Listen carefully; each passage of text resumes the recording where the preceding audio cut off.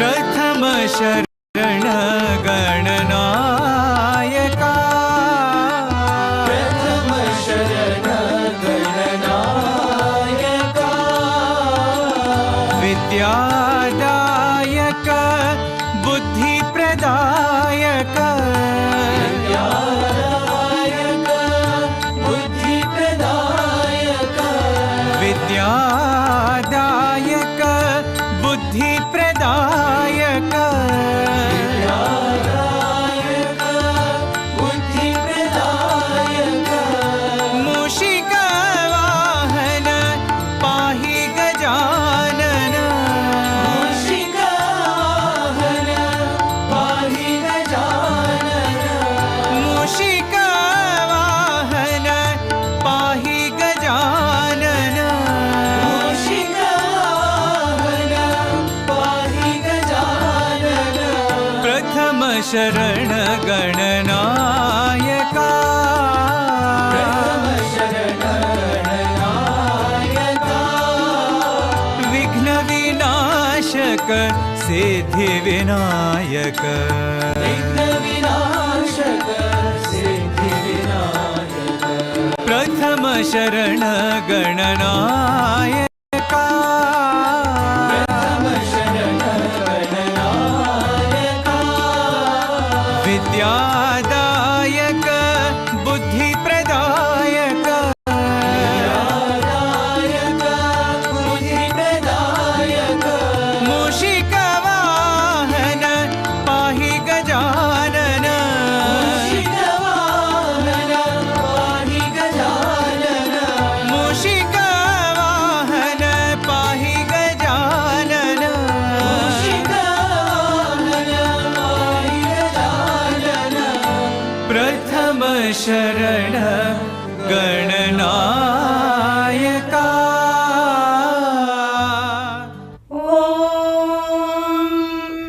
गणानां त्वा गणपतिगुं हवामहे कविं कवीनामुपमश्रवस्तमम् ज्येष्ठराजं ब्रह्मणां ब्रह्मणस्पत आनः शृण्वन्नोतिभिः सीदसादनम् प्रणो देवी सरस्वती वाजेभिर्वाजिनीवती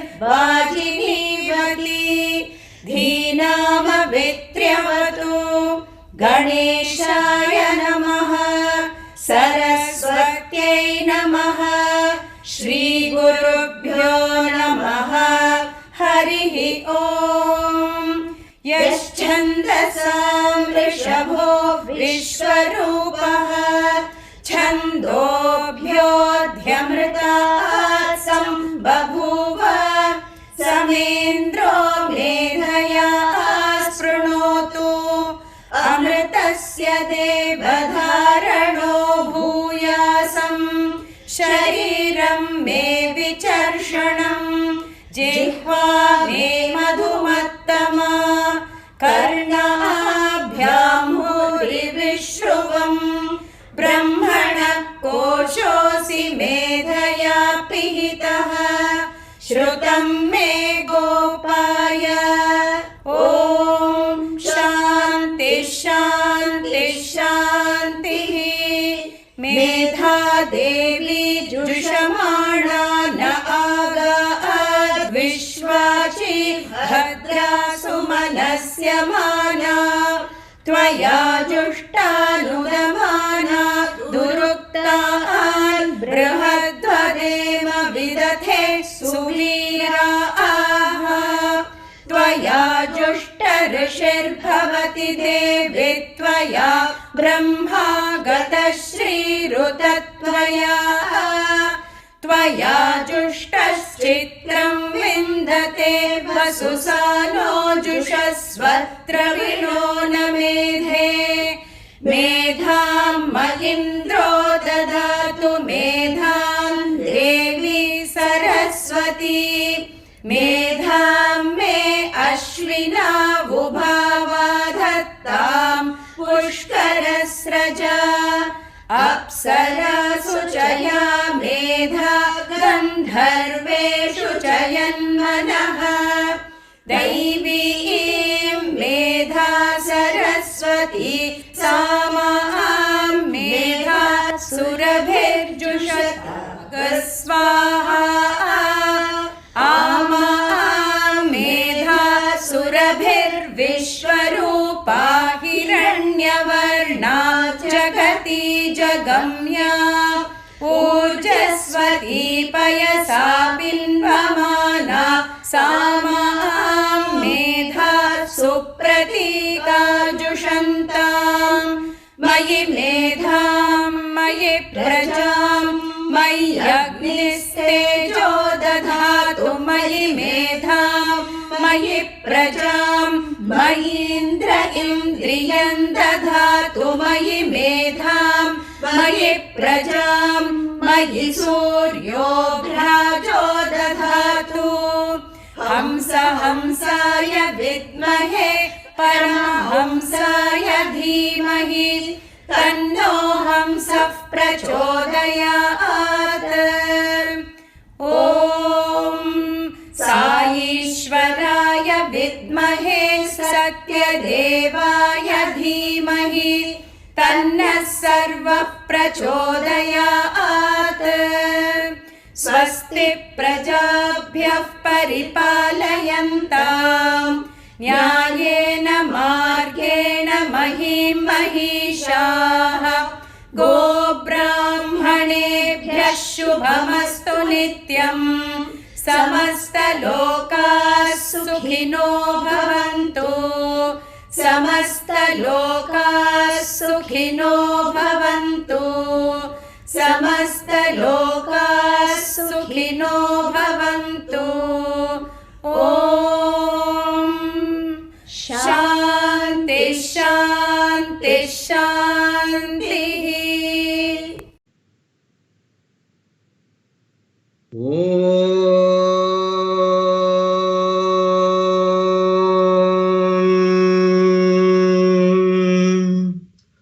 ॐ गं गणपतये नमः एकदन्ताय विद्महे वक्रतुण्डाय धीमहि तन्नो दन्तः प्रचोदयात् ॐ शान्ति शान्ति शान्तिः।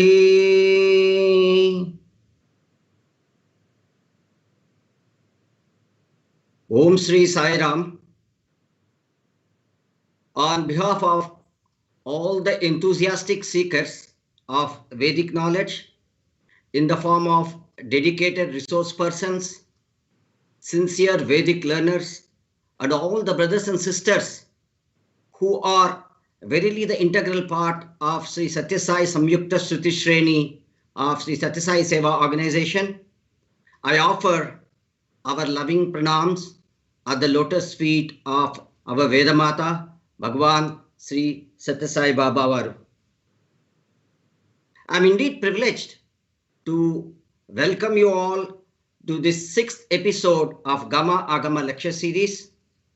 Today we have with us Brother Dr. Shashank Shah, a pious, humble, devout, and a blessed soul who has exemplified himself in all respects as an ideal Sai student, ideal Sai Sevak, to address us on the topic Shad Darshanas.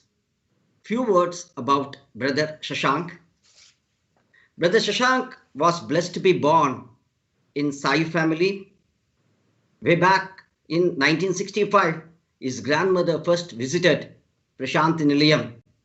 The journey continued from then, and Dr. Shashank is very deeply engrossed in Sai activities all through. In 1975, Swami physically visited his family residence in Mumbai. Dr. Shashank, right from his childhood, has been tuned to Sai activities and Sai knowledge, and he has been with Sai activities all through his career. Even at the moment, he is very actively involved. To mention a few of his very close association with Sri Sathya Seva organization. During 1999 and 2002, Shashank Shah was a member of youth wing of Sri Sathya Sai Seva organization of Mumbai and actively associated with the Education and Human Values program of Mumbai. Shashank joined Sri Sathya Institute of Higher Learning during 2002 and he completed his postgraduate program and doctoral studies in business management from Sri Sathya Institute of Higher Learning. Bhagawan has awarded him the Governor's Gold Medal for standing first at the Master of Philosophy program in business management in 2006 and the President Medal of India Gold Medal for standing first at the MBA program. He has been a very distinguished alumnus of Sri Sathya Institute of Higher Learning. While he was an alumnus, while he was a student in Sathya Institute of Higher Learning, he has been very active in all the services the student community used to dedicate to Bhagawan. To mention a few, he was the chief editor and the coordinator of the publications divisions of Prashanthalayam campus for more than 6 years. He compiled and edited over 30 books on the message of the revered founder, Founder Chancellor Bhagawan Sri Sathya Sai Baba. Noteworthy among these include the My Dear Students series of books, which cover 108 divine discourses for students and youth. The Students with Sai Conversations series of books, which includes conversations between Swami and students during the years 1991 to 2004. The Sri Sathya Sai Digvijayam series of books, which covers Swami's life journeys from 1926 to 2011 and revived the Sai Nandana series of books that compiled the students' experience with Swami between 1985 and 2010. Likewise, I think he has got several contributions as a student to the publications part of the student activity. Between 2002 and 2010, Shashank was blessed by Bhagawan to address large gathering of students, youth and Sai devotees on over 25 occasions at Prashanthalayam, Brindavan, Chennai, Kodaikanal in the divine physical presence. Over the last 15 years, on over 200 occasions, is addressed large gatherings of devotees on the themes relating to the values-based education and management, leadership, social responsibility and service, youth empowerment, Indian culture and spirituality, and several topics. He has been addressing Sai organizations across the world. There are several uncountable number of them. He has been very active day to day, has been very deeply involved in Sai service. On the academic front, Dr. Shah has wonderful background.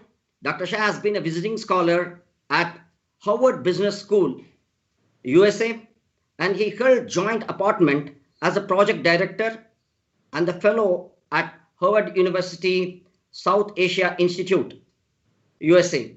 For a brief period, he was a visiting scholar at the Center for CSR Copenhagen Business School, Denmark.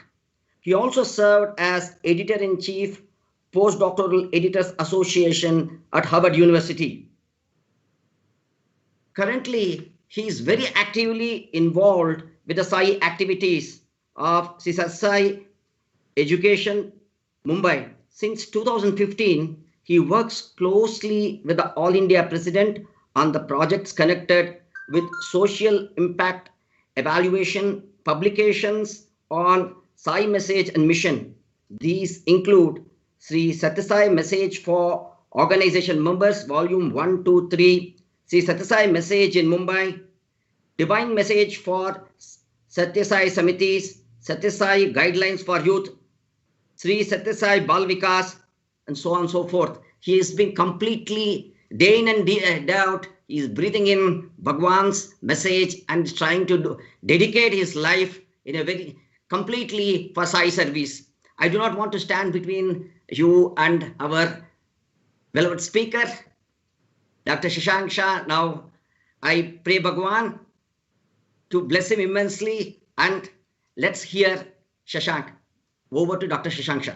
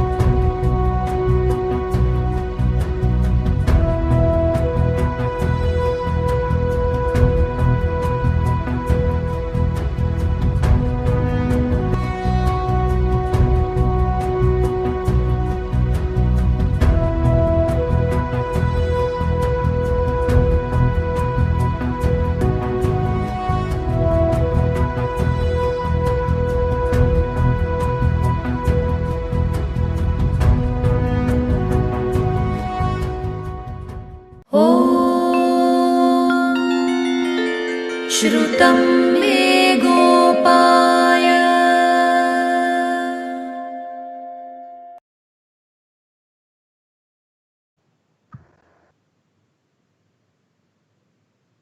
Om Shri Sai Ram, offering our loving pranams at the divine lotus feet of our most beloved Bhagawan. A very warm afternoon to all of you on this special platform, Gama Agama, organized by the Sri Sathya Seva Organizations India and the Samyukta Shruti Shreni group led by Brother Goti Subramaniam. I'd also like to thank Dr. Atish Kumar, my senior at Swami's University. It's an honor to be introduced by an elder brother. It's also an honor to be addressing devotees on the 6th episode, when 4 of the previous 5 speakers have been my seniors at Swami's University, and I've had the opportunity of interacting with them on several occasions. Dr. Shashank Shah, Dr. Jnana Bhaskar, Dr. K. Anil Kumar, and Brother Sudhindran, all of them. So we are all part of one family, and it's wonderful to see that we are having this opportunity to share our thoughts from our stay at Swami's University, and the focus being on Vedas and their message.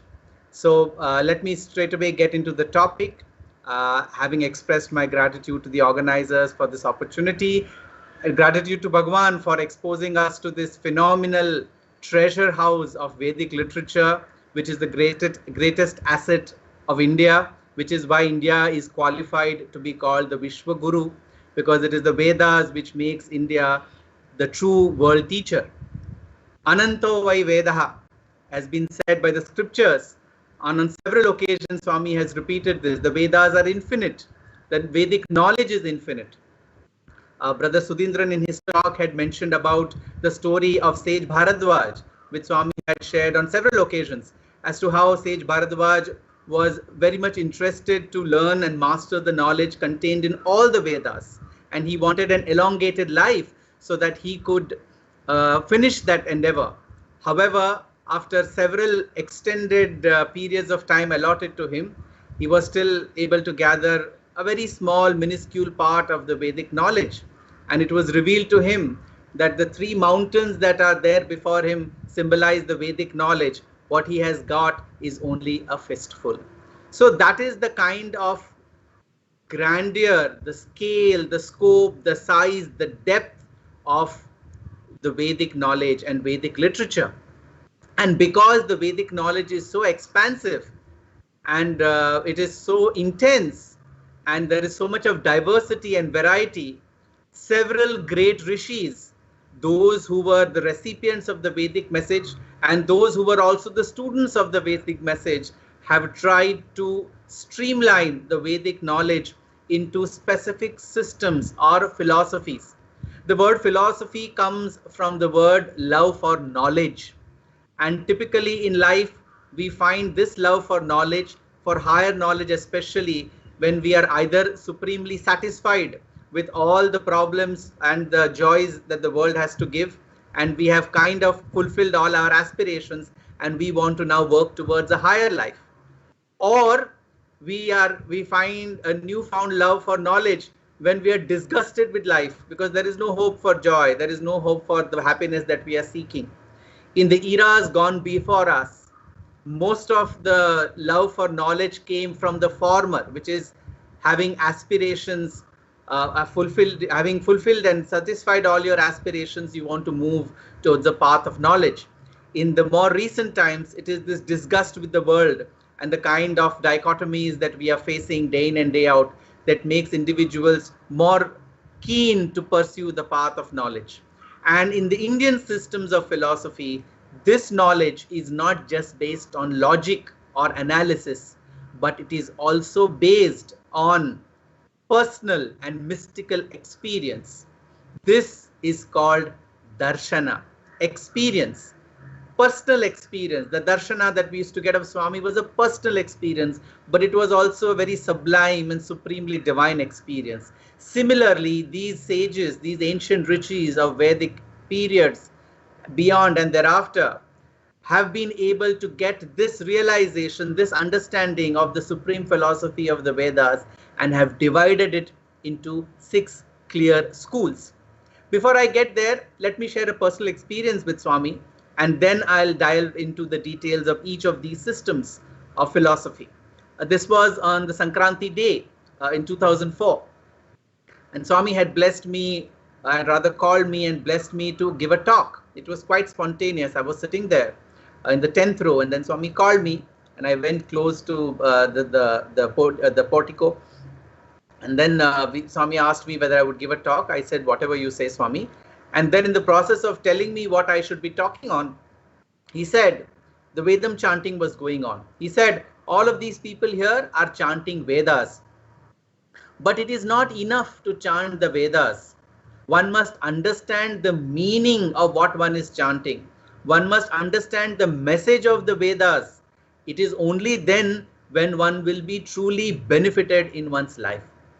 That message has stayed with me, and over the last 1.5 decades and more, I have made consistent efforts to delve deeper and deeper into the message of the Vedas. So the chanting and the vibrations that come from chanting and the right kind of chanting help us in our spiritual journey, and that is complemented by swadhyaya or study of the Vedic knowledge and Vedic literature that helps us better appreciate the nuances and helps us progress in this journey. So this blend of chanting or ekagrata and sadhana of swadhyaya, which is the path towards greater and greater knowledge, is an ideal blend that Swami has initiated each one of us onto. So now I'm going to be moving on to a presentation because there are so many terms and terminologies that I'll be covering in today's presentation for the benefit of the viewers. Let me confess, I've spent a lot of time. In fact, I used to take a course on Shad Darshanas as part of the awareness program for the second year postgraduate students of Swami's University, especially the MBA students and the MSc students. And we had covered all of these over 6 classes or 6 hours of lectures. And today I'm going to cover all of that in about 60 or 70 minutes. I'm just giving you a brief insight into each of them. But there has been a lot of reading that has gone behind this. There's a lot of literature that's available. There is also an entire series of discourses that Swami had given in 1993 during the summer showers in Vrindavan. I would encourage you to read them up. On the first 5 of the 6 darshanas, Swami has given a discourse each. Interestingly, even the audio file is available. And you see Swami simplifying these profound philosophies in very simple, understandable, tangible, and relatable ways. So that is something you may want to refer to. And hence it inspired me to take up this topic because Swami dedicated an entire summer course to these themes. And it's important that while we chant and progress in our spiritual journey, we'll also get greater and greater clarity. So now we move to the presentation. As I said, it's rare that I use a presentation, but here this is to aid the explanations. And I'll now request Brother Srinath help me to share the screen. Yes, just a second.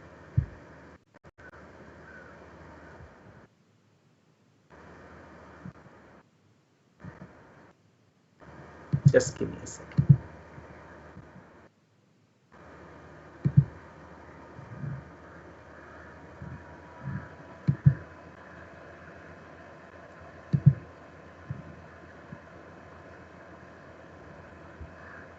Yeah, is the screen visible?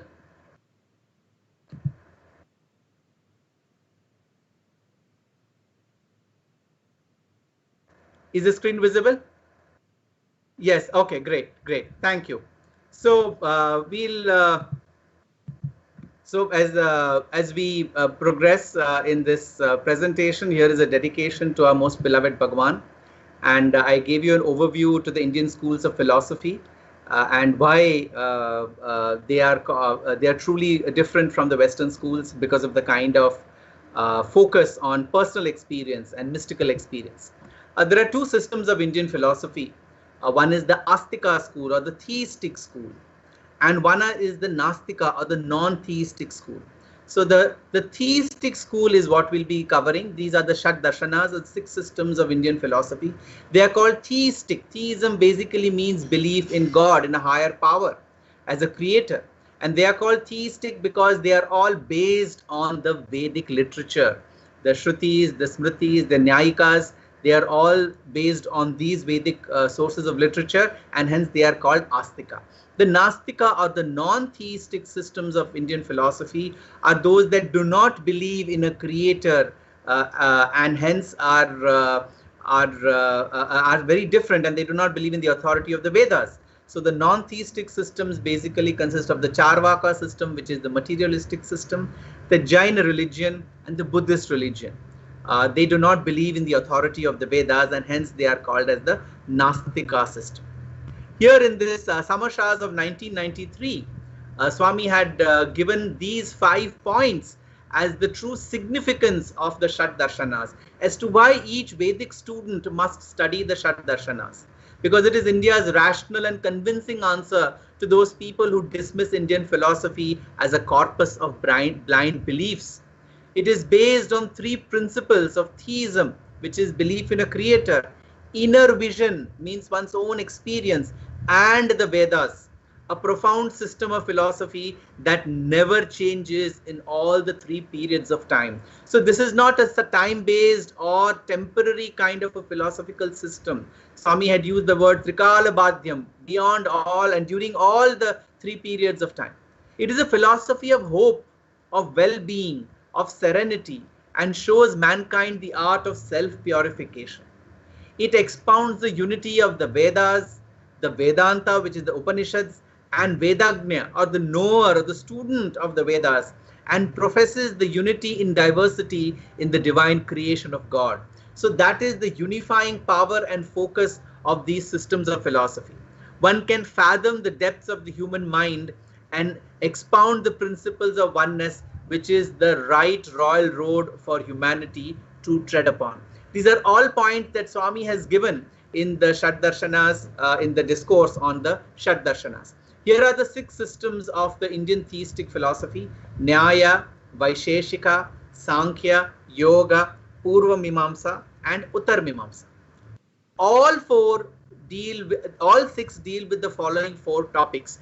Any system of the Shat Darshanas of these 6 deal with these 4. One is the existence and nature of Brahman or Ishvara, that is God, which is either with form or beyond the form. Second is nature of Jiva, or the individual soul. Third is the creation of Jagat, or of this tangible, visible world. And fourth is moksha, or liberation, and the disciplines leading one to it. All through the presentation, you will see that I have used a lot of Sanskrit words, because we are a team of individuals who are in this path of the Vedic literature, and hence I presume that there will be quite a lot of awareness for most of these terms. Wherever possible, I will also give you the translation. However, across these 6 different schools of philosophy, there are 7 common underpinnings. 1. Presence of human suffering is the starting point of all systems. Man is disgusted, human beings are disgusted with this mundane life, with this continuous endeavor of trying to find happiness. We keep frittering from one stage of life to the other, thinking that the joy of that stage, as a child, as a youth, as a middle-aged man, as a senior citizen, in every stage, in different ways, we try to look for happiness, but none of those happinesses are permanent. And that's when an individual who lives in the traditional way of life, towards the end of the life, realizes that I need to find a perennial or a continued source of happiness. Vedanta literature tells us that this awareness, if inculcated in the formative years, will make this journey commence much earlier. As Swami used to say, start early, drive slowly, reach safely. The second is the final stage of all the 6 systems is the following. Atyantika dukkha nivrutti means cessation of all kinds of sorrow, and paramananda prapti, attainment of supreme bliss. Third, this journey can be accomplished not just by knowledge, but by experience of one's true nature as the jiva or the individual soul. Fourth, to this end, disciplines to overcome the Arishad Vargas or the 6 inner enemies are recommended as a must in all these 6 systems. Fifth, within the fundamental law of karma, that means all of them believe in the law of karma, the individual has to use the world as a stage to practice morality and make spiritual progress. A very important point for all of us who are busy in the workaday life. Sixth, continuous meditation on the highest truths through inquiry and reflection is a must. So you see very clearly here the 3 points of karma, upasana and jnana, which are the core message of the Vedas, are among the common underpinnings. And lastly, progress from the lower truths to the higher truths, from nijam, which is fact, to satyam, which is truth, to ritam, which is transcendental truth, which is beyond all time and space. So these are the 7 common underpinnings across all these 6 systems of Indian philosophy. Now let's embark on the first system, Nyaya Darshana. Nyaya here does not mean justice as it is usually used for. Here Nyaya means logic. This school is based on the works of Akshapada Gautama, a great sage who, according to modern accounts, lived around 500 BC. Nyaya Sutras, his compositions, are the basic texts of this system of philosophy. It consists of 5 chapters and 528 sutras. Now here the word sutras, I'd like to share. The word sutra means aphorisms, and it's a very terse and a very compact way of expression in prose, in Vedic prose. And all the 6 systems have composed their literature based on Vedas in this sutra format. The Nyaya Darshana focuses on 16 padarthas, and these various facets of logic and reasoning are aids in our pursuit of the supreme truth. Now, in all the talks on the Vedas that you've heard over the last 5 episodes, we've covered a large canvas of Vedas, their nature, the kind of knowledge they give, some stories from the Upanishads, some stories from the Puranas and the Itihasas. All of these form under the larger umbrella of Vedic literature. However, the effort here is to focus on how this Vedic literature has been concretized in 6 distinct formats for each of the individual to understand their own nature, to understand the nature of the world, to understand how the individual can use the world and rise beyond it to attain God, and also understand the true nature of God in the process. This is what each of these 6 systems communicate in 6 distinct ways. The first shloka of the Nyaya Sutra of Akshapada says, salvation is the ultimate goal of a spiritual aspirant and is possible through a proper understanding of the 16 padarthas or categories of reason. We'll see what those mean. Here is an excerpt from Swami's own discourse given in 1993. The word pramana, which is going to be used now, is basically, it means advocating the need for a measure as a precondition for probing into the truth.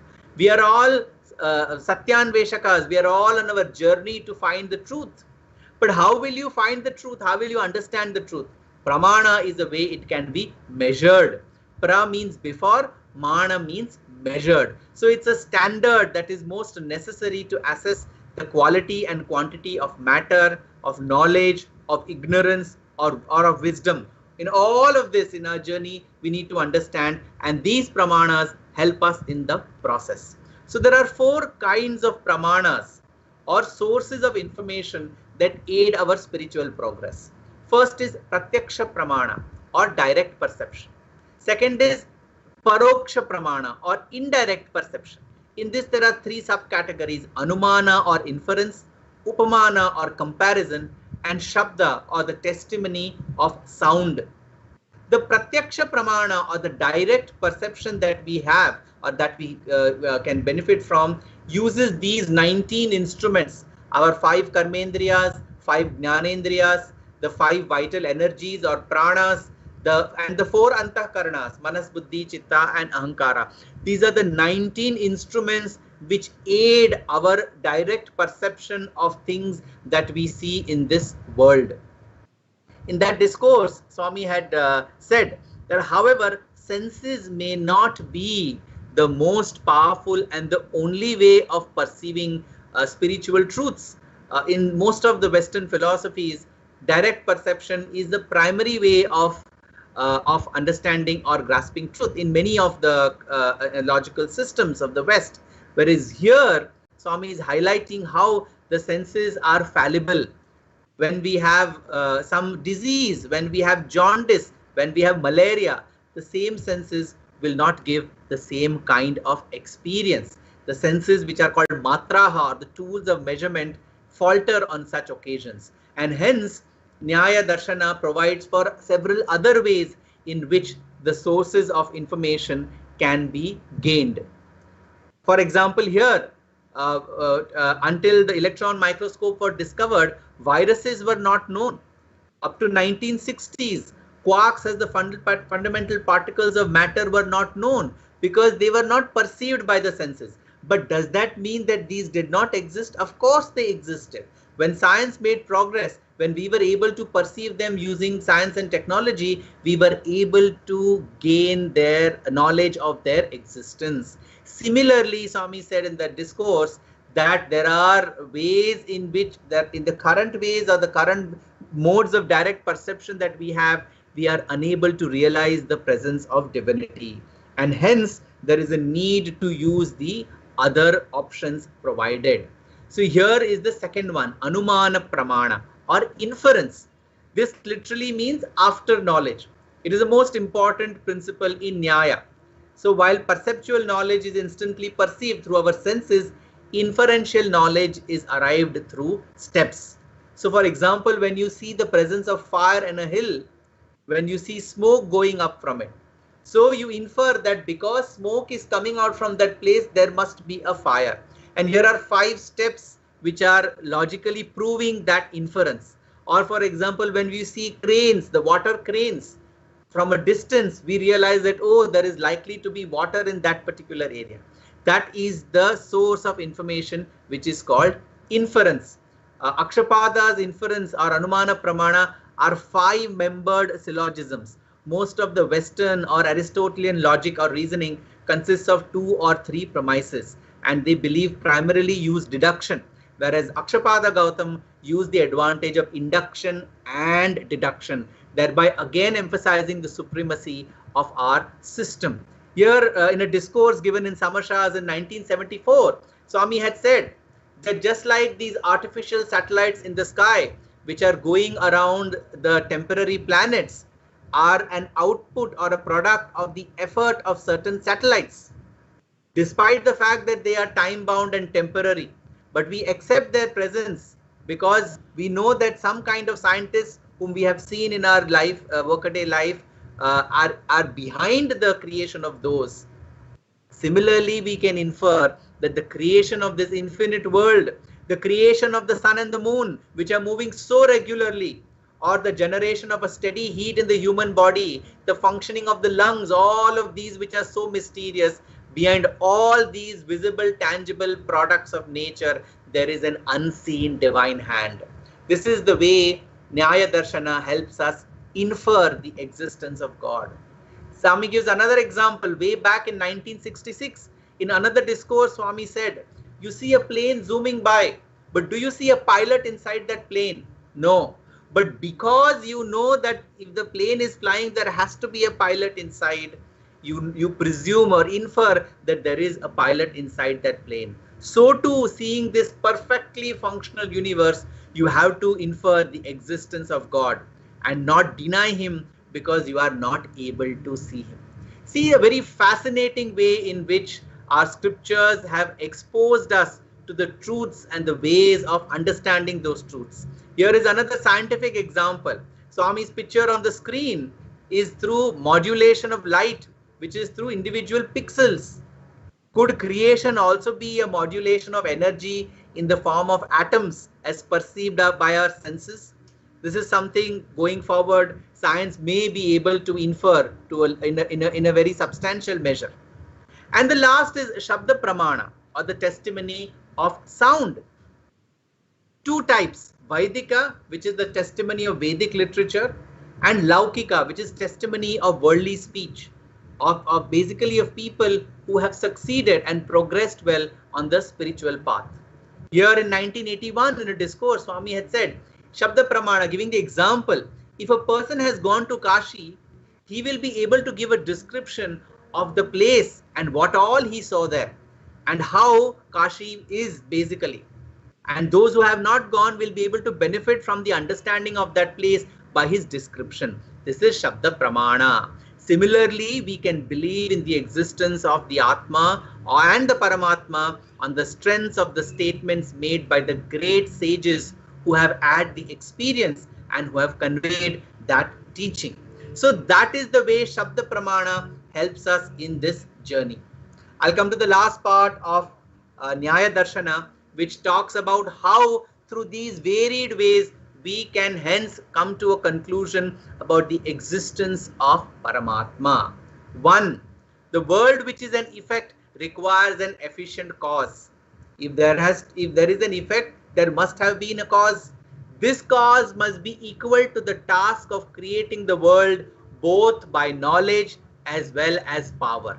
That cause, the original, the primordial cause is Paramatma. Ekoham Bahusyam is as the Vedic saying goes. Second, there is orderliness in the created world. Natural phenomena do not constitute a chaotic mass. They reveal an intelligent design. As the originator of this design, as the controller of the physical order of the universe, there must be a Paramatma who exists. Third, just as there is a physical order, there is a moral order too, which dispenses justice in accordance with deservingness. There must be one responsible for this as the moral governor. He is Paramatma. And fourth, no atheist has so far proved the non-existence of Paramatma. No pramana or source of information can be offered to show that Paramatma does not exist. While there are so many sources of information or knowledge which communicate the existence of Paramatma, there is none such which shows that Paramatma does not exist. Coming to the last part of Nyaya Darshana as to how the Jiva, Prakriti and Ishvara are correlated. Nyaya Darshana tells us that Ishvara or God is the efficient Nimitta Karana, not its material cause, Upadana Karana. Upadana, material Karana. How this universe is made? It is made out of Prakriti. And God is the creator. He is the efficient cause, the Nimitta, instrumental behind creation of this universe. Ishvara creates the universe or Srishti using the elements, the 4 Mahabhutas Nyaya Darshana talks about, and the 3 entities, which is ether, time and space. Guided by the past karmas of the jivas, Ishvara creates the Srishti using the elements and the entities, and then creates, protects and destroys the universe and recreates it. So when Nyaya Darshana also communicates how this whole thing is managed. There are infinite jivas, eternal and indestructible. Moksha, or total cessation of pain and pleasure, can be attained only through true knowledge of the individual's identity as separate from the body and mind. What is the way to achieve this?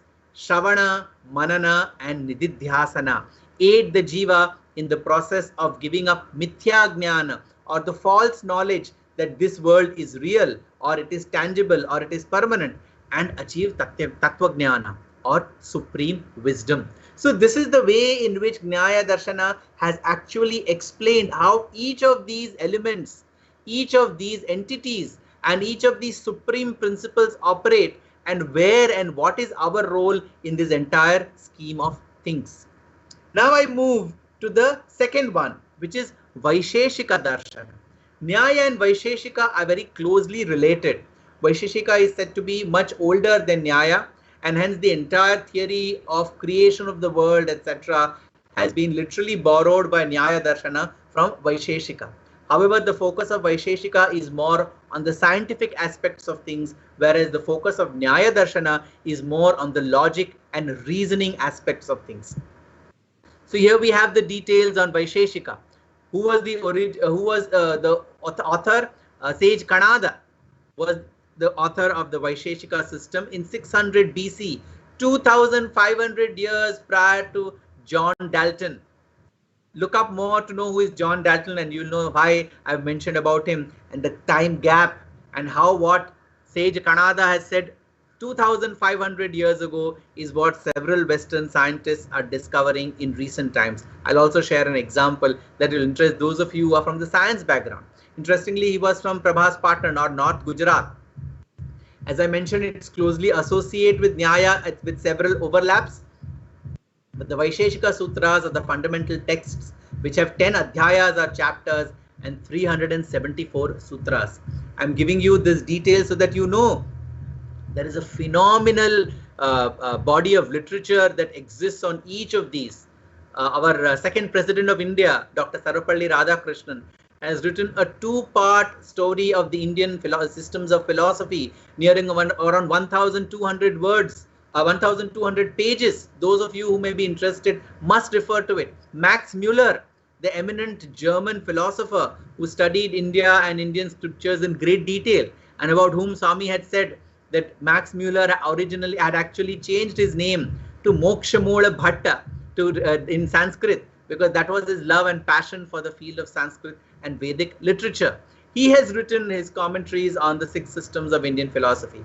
Professor Dasgupta from the University of Calcutta, who then on also went to England and served there as a professor for many years, has written a 5-part volume in great detail over 30 years on the systems of Indian philosophy. I'm sharing this with you to expose you to the vast body of literature that there exists about the work that has, about the kind of depth of knowledge that exists in the Indian systems of philosophy, and the breadth of ideas that are there that can be exposed and delved into in great depth by all of you as members of these great Samyukta Shruti Shreni team. So in Vaisheshika, I'm not going to get into the details now on the pramanas or sources of knowledge, because we've covered the examples earlier, but there are only 2 pramanas, either perception or inference, pratyaksha or anumana. Here they have subsumed upamana or shabda pramana under anumana pramana, or inference based source of knowledge. Vaisheshika darshan postulates what is called atomic pluralism. Kanada was the first rishi to explore a relation between cause and effect.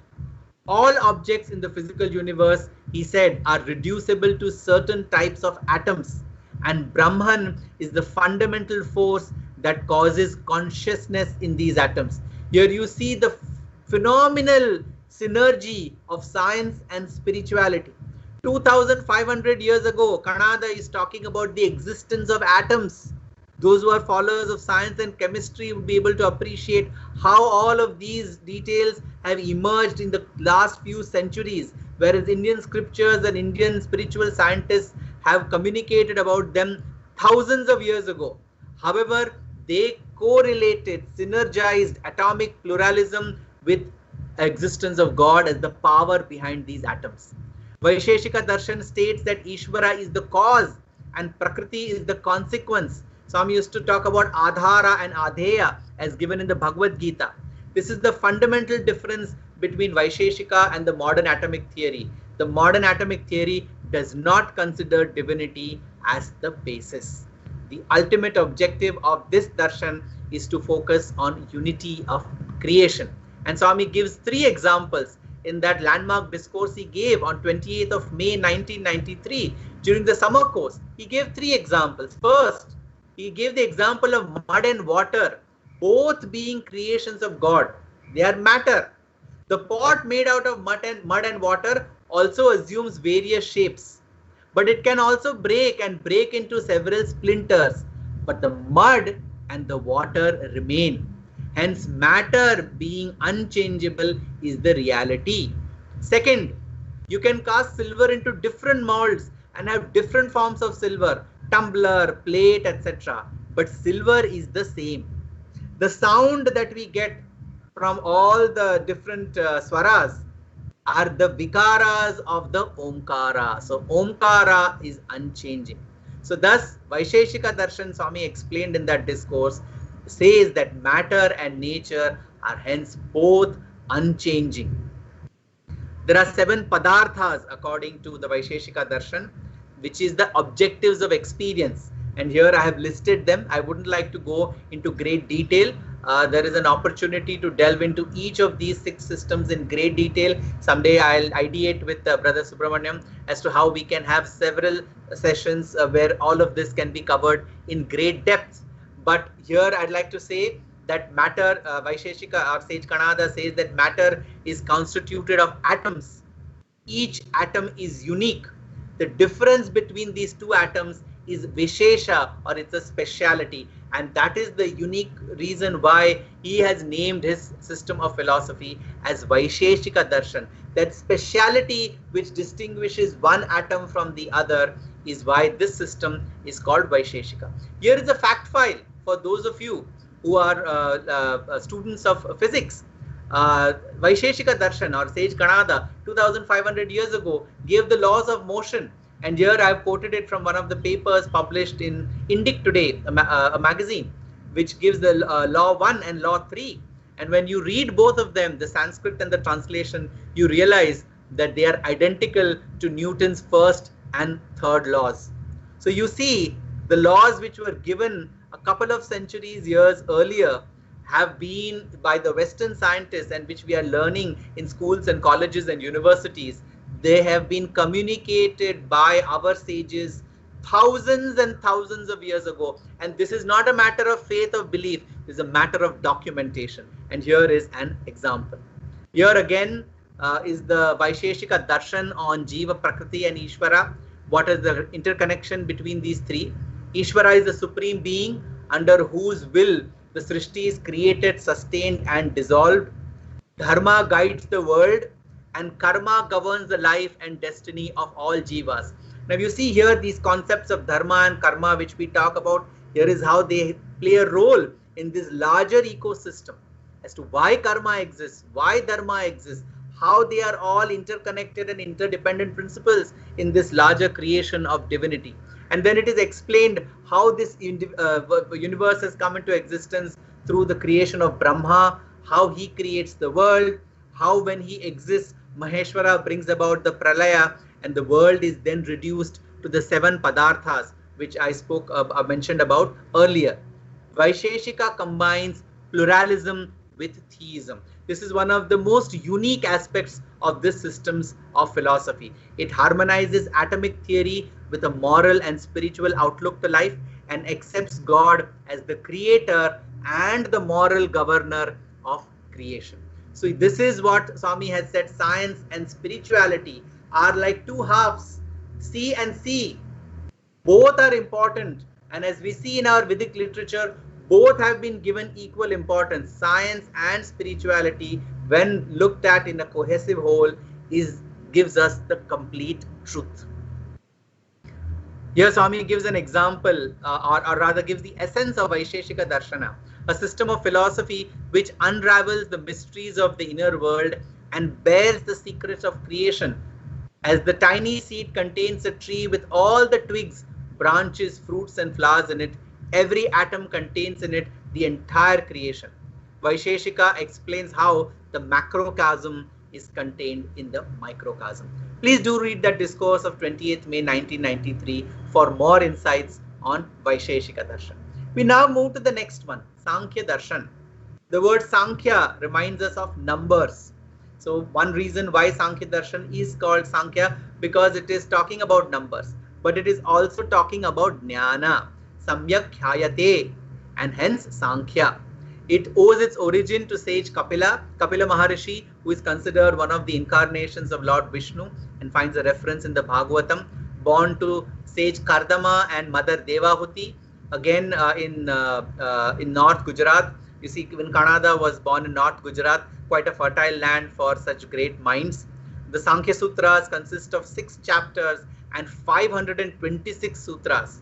And here in Sankhya, it accepts only 3 pramanas or sources of knowledge: Pratyaksha, Anumana and Shabda. I'm not explaining because you already know what each of these stand for. There is a similarity between Sankhya Darshan and other religions, because Sankhya Darshan is dualistic and also non-theistic in a way. So it has many similarities with Jain and Buddhist traditions, and many parts of Sankhya Sutras are even found in Chinese scriptures and texts. Fundamentals. Sankhya Darshan says there are 2 fundamental substances, Purusha and Prakriti. Purusha is the transcendental self, the pure consciousness, or the Jivatma as it is known. It remains pure and it is eternal. There are many Purushas or souls as the living beings. That's why it is a non-dualistic system. There are several souls, innumerable souls, as many living beings, that many souls is what Sankhya Darshana says. And Prakriti is the basic material from which this entire universe evolves.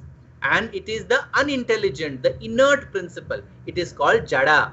Purusha is Chaitanya, Prakriti is Jada. And this Prakriti is composed of 3 gunas.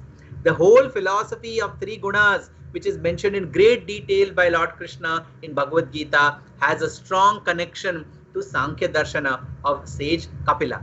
And these are the 3 gunas we know of, Sattva, Rajas and Tamas, and these exist together and can never be separated. The existence of these 3 gunas is basically the characteristic of Prakriti.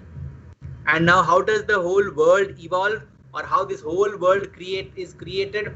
The totality of the karmas of the Purushas or the individual souls disturbs the balance of the gunas in Prakriti and sets in motion the process of evolution. So karma is the basis which pushes Prakriti to get into motion, and this whole process of evolution begins. How does it begin? Very fascinating. The first product of this evolution of Prakriti is Mahat or Buddhi, the cosmic intellect. From the cosmic intellect comes Ahankara or the cosmic ego, this sense of I, this sense of individuality, which is we often call ego. Here it is basically cosmic ego, the sense of individual existence. From this Ahankara comes 2 parts.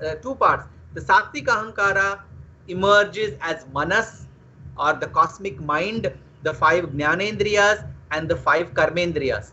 And from the Tamasic Ahankara emerges the 5 Tanmatras, which is Sabda, Sparsha, Rupa, Rasa, Gandha, and the Panchabhutas. All of this together consists are the 24 cosmic principles that constitute Prakriti. Such a fascinating example.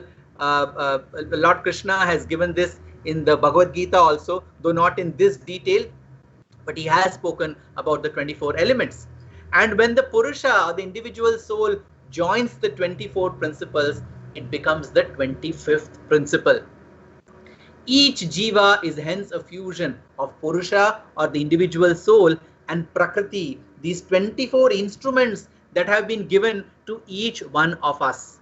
The whole purpose of creation is to give Purusha a chance for liberation. Swami often used to say, talk about the mission statement of life.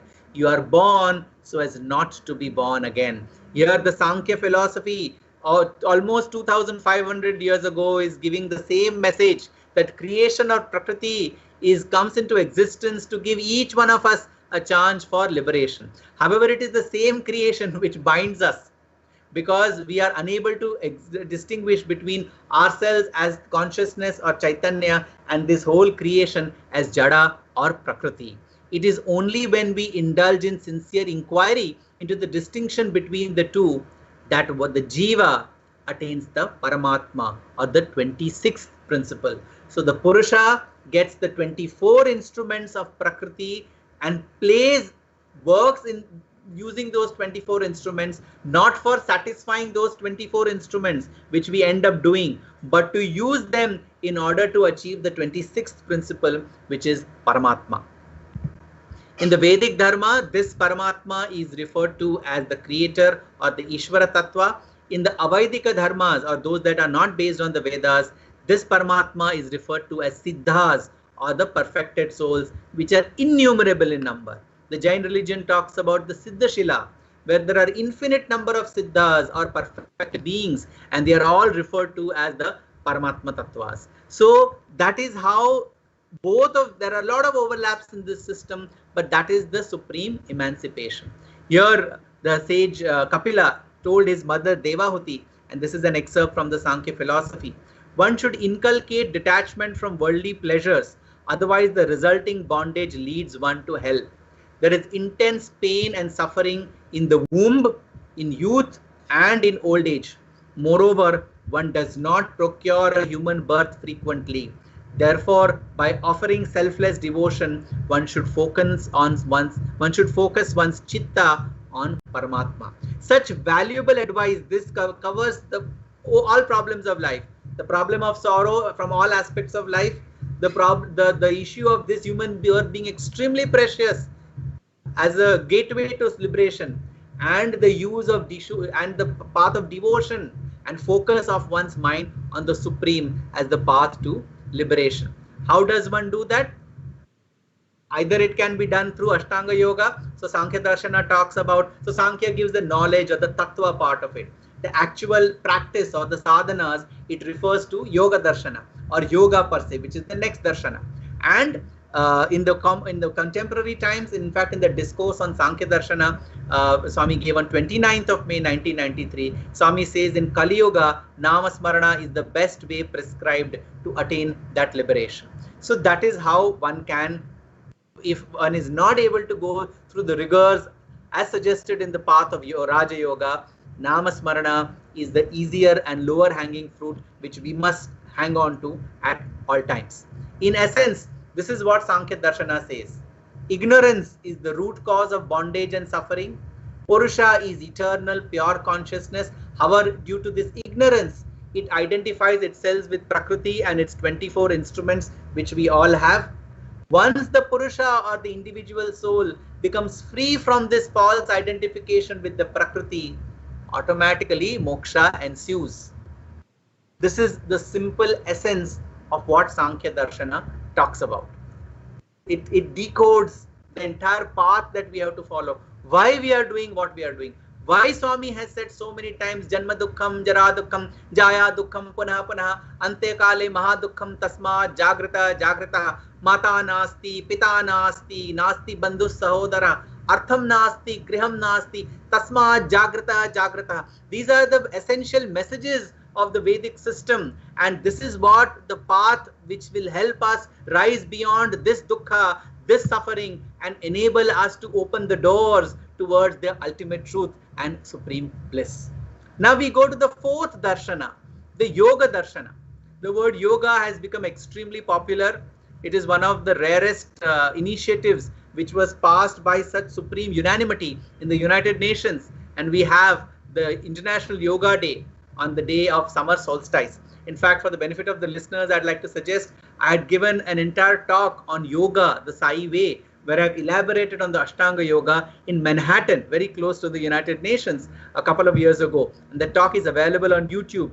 If you type there yoga, Ashtanga Yoga or yoga, the Sai way and my name, you'll get a link to that talk. Please do watch there. The entire 1 hour long talk elaborates on each aspect of Ashtanga Yoga with a lot of experiences and messages from Swami. Here I'll provide a very brief overview to Yoga Darshan.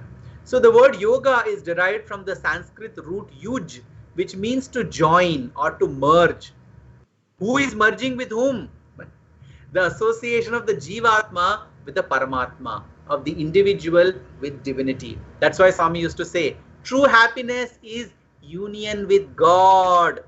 True happiness is union with God. This union of the individual being with the Supreme Being. That is what yoga refers to. The objective of yoga is viyoga, separation of the Purusha or the individual soul from the clutches of Prakriti or this external world. In fact, while contemporary literature on yoga is based on sage Patanjali's Yoga Sutras, there are references of yoga found in Rigveda, in Kathopanishad, and of course in the Bhagavad Gita, which means that there must have been earlier works on the yoga. In fact, Hinduism or Sanatana Dharma talks about the Sanat Kumaras as those who originally expounded the yoga philosophy. However, the current literature is based on Patanjali's Yoga Sutras, 195 sutras over 4 chapters, which focus on Samadhi, Sadhana, Vibhuti and Kaivalya. How one can gain Samadhi, what are the nuances of the sadhanas one needs to take, what are the vibhutis or the powers or capabilities one gains by this, and how one can achieve Kaivalya or supreme liberation. The philosophy of Ishvara, Purusha, Prakriti and Moksha are similar to Sankhya, so I'm not going to get into that. As I said, Sankhya talks about the Tattva, Yoga will talk about the practice or the sadhana. That is why unlike all other scriptures which talks about Jignyasa or inquiry into the field, Yoga Sutras start with Atha Yoga Anushasanam. Now we will discuss about the path of yoga, which is the path of Anushasanam or self-discipline of sadhana. Here Swami has compared Vaisheshika and yoga. Swami said that the Vaisheshika philosophy believes that the world is made of atoms, but each of a different nature. It also believes that there is a connection between one atom and another. For example, a stone thrown into a lake generates a series of waves which travel to the shore. Similarly, a thought that arises in the lake of the mind surfaces and spreads to the border of the mind. Good and bad thoughts which arise in the lake of the mind have their impact not only on the mind but on the body as well. Thoughts determine the good and evil in a man, and it is these thoughts which make the mind. You remember that famous example of Swami of the kerchief. Kerchief, this is not kerchief, this is thread, not thread, this is cotton. So the mind, which is based on desires, which is based on thoughts. So thoughts are the root cause of the creation of the mind in its various forms, and yoga helps us address this problem that we face in thought management. Hence yoga gives utmost importance to control of thoughts. That's why Swami said the famous verse from the Patanjali Yoga Sutras mean yoga chittavritti nirodha. Yoga is the control of thoughts. Now here, what are the kinds of chittavrittis? So Patanjali Yoga is known as Raja Yoga because it focuses on the controlling of the mind by the will and gradual suppression of chittavritti. However, the undercurrent of Raja Yoga is faith in God and a genuine feeling towards that supreme divinity. There are other forms of yoga which have become increasingly popular, which have removed the divine element from it, which are only focusing on external practices and the internal breathing practices as constituting yoga. That, in my opinion, is not Ashtanga yoga. It can be called Vikalanga yoga or a form of handicapped yoga, because you have removed the roots and you're only wanting to benefit from the fruits. It's not sustainable. So what are the 5 kind of vrittis or distractions of the mind? 1, pramana, the right knowledge. Knowing it or wanting to know it can be a kind of a vritti or the source of the thought, not distraction, source of the thought. False knowledge could be the source of the thought. Mental imagery, when we sit for meditation, all these visuals, crores of them keep pushing us in from all directions. Sleep, I don't need to talk about it. When we are meditating, common problem. And then smriti, or memory of previous experiences. So these are all the vrittis which yoga helps us to control. And Patanjali also identifies the 14 obstacles to yoga and how these can be overcome. In this, vairagya and abhyasa, or detachment and consistent practice, are the most important ways in which these vrittis can be overcome. These are the 8 paths. I'll go into each of them in detail. In brief. Ashtanga Marga, Yama Niyama, Asana, Pranayama, Pratyahara, Dharana, Dhyana and Samadhi. What is Yama, or self-restraint? It's basically the way you lead your life. Ahimsa, Sathya, Asteya, Aparigraha, Brahmacharya. These are the 5 characteristics, or the 5 subparts of what is Yama. And then Niyama, purity, self-restraint, self-control, self-discipline. How do you have this self-discipline? Shaucha, Santosha, Tapas, Swadhyaya, Ishvara Pranidhan. These constitute Niyama. Yama and Niyama. In the Sandeha Nivarani, Swami says Yama and Niyama are the 2 eyes of every Vedic sadhaka.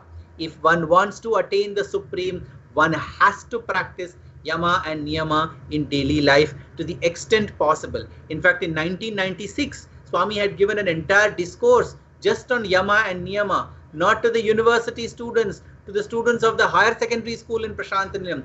That is the level at which Swami wants students to be exposed to these concepts. We rarely discuss this. We are so passionate about chanting the glory of God with full vigor and with full seriousness and focus. However, once that is done, we tend to get into the humdrum of life. So while the chanting or the vibrations will help us experience the sublimity, it is the understanding or the knowledge part of the Vedic literature which will help us bring in that divinity, that sublimity into our daily life and conduct. Hence, these are very, very important. Hence, this attempt to expose you to that.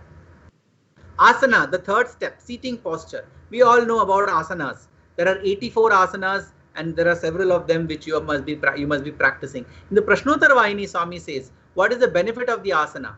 Hardihood to the body, concentration for the mind. Both benefits occur when we practice these asanas with a lot of commitment. Pranayama, breathing technique. Prana means life energy, not breath. We usually consider prana means breath. Pran, as we say even in Hindi. No, prana is actually the bridge between the body and the soul. Actually, what connects the body and the soul? Soul and body are independent entities, Purusha and Prakriti. It is this prana which is the bridge between the two. As long as there is this prana existent, these stay together. The moment the prana leaves, both of these are existent in some form, but they are no longer connected. That is the power of prana, and hence it needs to be used well, it needs to be controlled. That is what pranayama is all about. And there are 3 main steps: Puraka, Rechaka, Kumbhaka, and then there are subparts of Kumbhaka. Basically, inhalation, exhalation, and holding the breath are the 3 steps. And then in Prashnottara Vahini, you may want to look up in detail. Swami is telling how many seconds inhalation, how many seconds exhalation, how many seconds holding the breath, what is the benefit, and how pranayama. Swami said when 6 months are spent in steady practice of pranayama, the activities of the senses will be laid low. When the activities of the senses are laid low, the mind will gradually start coming under control. That is when we'll be able to make spiritual progress. We make this mistake of letting the mind be busy in extremely active, passionate external things, and then in parallel we expect spiritual progress. That may not happen. However, Swami has given some clear requirements: pure food, righteous living, solitude, moderate are equally important for progress in pranayama practice. Here is Sri Aurobindo's experience, who used to practice pranayama 6 hours a day, and he believed that pranayama helped in making the brain quicker and the intellect sharper. He writes about his experience where earlier he used to be able to write 200 lines of poetry per month. After consistent practice of pranayama, he could write them in a matter of half an hour, as it is said. So that's the kind of power that pranayama invokes in an individual. Types and goal. Here there are different types. A lot of this comes on TV. We talk about Anulom Vinom and Bhastrika and Kapalabhati, and there are so many of these types of pranayama that can be practiced. They are basically meant for Nadi Shuddhi, purification of the energy channels. Ida, Pingala and Sushumna, these are the three nadis which connect the Sapta Chakras from Mooladhara to Sahasrara. And the Kundalini Shakti will be able to progress only when the Nadi Shuddhi is done. And that is why all of these are prerequisites in the ascension from the Mooladhara to the Sahasrara, which is the final goal of Yoga Darshana. Pratyahara, basically ahara means food. Prati means to move away or go against. Here pratyahara means withdrawing from all kinds of food that is for the senses. Dharana. So concentration. Swami used to call dharana concentration. So deep concentrative meditation where the object being held, being focused upon is held in the mind without consciousness wavering for it. Means there are three entities. The one who is meditating, the object of meditation and the process of meditation. These three are distinct at the level of dharana. One dharana lasts for 12 seconds. Some used to often give the example of Ramana Maharishi, who used to constantly focus on the star while lying down at night. The next stage, seventh stage, is dhyana or contemplation. Here the meditator becomes more advanced. The fact that he is doing meditation disappears. He and the meditation process becomes one. So now there are only two entities, the meditator and divinity. And dharana is basically one dhyana is 12 dharanas. So 144 seconds is contemplation. Finally, Swami used to say samadhi is the true meditation. All of you are not doing meditation. Your meditation is not the real meditation. What is the real meditation? The ego mind dissolves and the meditator becomes one with the object of meditation. The jiva becomes one with the Ishvara. That is the true process of meditation or samadhi. One samadhi is 12 dhyanas or 1728 seconds. Samadhi is of two types, Savikalpa and Nirvikalpa. In Savikalpa, the three exist. In Nirvikalpa, the three do not exist. That is the level of samadhi. Here an example, powers. The powers that Yoga Darshan is the only Darshana which talks about the powers that are conferred on the one who is practicing this particular type of sadhana. Supreme practice of ahimsa will give the individual harmonious coexistence with animals. Animals will not touch or affect the individual or attack the individual who has been an absolute practitioner of ahimsa. The one who practices the supreme virtue of Sathya, whatever he says will come true. The one who practices aparigraha will get the knowledge of one's past and future lives. The one who practices sanyama or self-control will be able to have control even over the 5 elements. And on consistent practice of yama and niyama, one will be able to have the conferment of the Ashtasiddhis. Due to lack of time, I wouldn't like to elaborate on that, but that is the kind of tangible worldly power that yoga gives. However, there is a need to be very cautious because these are so enticing that an individual can get carried away and focus on utilizing and enjoying those powers. Those powers should be seen as trivial manifestations because the supreme bliss that one gets in identification with the individual, with the supreme divinity, is a 10,000 crore times of the ananda that we experience as human beings. And this I am not saying, it is mentioned in the Brahmananda Valli of the Taittiriya Upanishad. It gives the whole calculation of the kind of what the true Brahma Ananda is. Here is an elaboration from Swami's Prashnottara Vahini. Swami says, to enter the grace of God, which is subtler than the subtlest, the mind has to be steady and the eye, the senses have to be concentrated on the same process, just like one is focusing on entering the thread into the eye of the needle. That is the kind of focus and commitment an individual requires on the path of Yoga Darshana. We now arrive to Mimamsa Darshana, the 5th step. the fifth school of Indian philosophy. What is the meaning of Mimamsa? It means investigation or inquiry.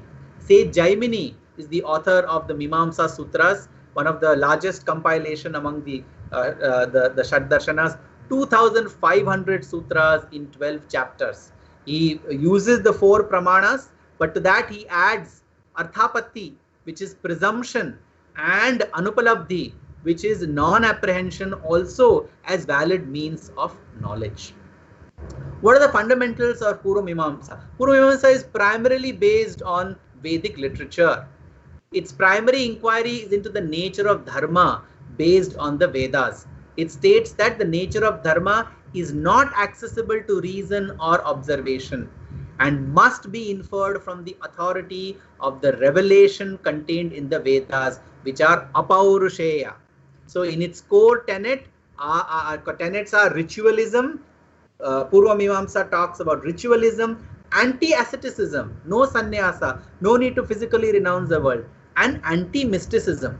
It does not talk about experiencing God in a very mystical fashion. It talks about tangible karmas that one needs to do in order to progress spiritually. It deals with explanation of the fire sacrifices of the Vedic mantras in the Samhita portion of the Vedas and the Brahmanas. What are the fundamental beliefs? Is very interesting. In Purva Mimamsa, the fundamental beliefs are very clearly listed, and you'll find them to be very different from what we'll see in the last of the darshanas, which is Vedanta Darshana. In Purva Mimamsa, there is a soul which survives the death of the body and enjoys the fruits of the rituals in heaven.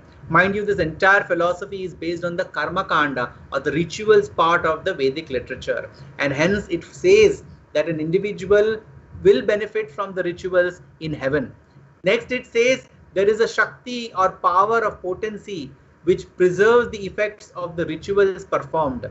It uses the word Apurva, which is the one which is the power or potency. So when you perform the rituals, the Agni Stotra, Somas and others, as per the Vedic, prescribed Vedic sacrifices, the power of those rituals stays in this individual, and when it completes its journey, it is that power or that Shakti which helps it to ascend to heaven and benefits from the fruits of these sacrifices the individual has performed. Then the Vedas are infallible. Fourth, it says the world is real. Unlike Vedanta, Purva Mimamsa says the world is real. It says our life and actions performed here are real and not mere dreams. If you would have looked at others, Nyaya and Vaisheshika are connected. Sankhya and Yoga are connected. Purva Mimamsa and Uttar Mimamsa are connected. Only in name. Both have the word Mimamsa associated with that. But at schools, they are pillars apart. And Swami says the only way they can be connected in his discourse on 30th of May 1993. Swami has said, called them North Pole and South Pole. The only way Karma and Jnana Kandas can come together is only in their source being God. Otherwise, at a very tangible level, both are like North Pole and South Pole. How do you get moksha? Again, very simplified version of moksha for Purva Mimamsa. It suits the instant, those who are looking for a very clear path to attaining things. But mind you, what it is given here requires a lot of commitment and a lot of faith and surrender. So it's not as instrumental as it appears. So one, what does it say for getting moksha? Only 4 things. Not performing kamya karmas. Don't do undertake nishkama karma. Don't undertake karmas with desires or actions in mind. Why? Many people ask why.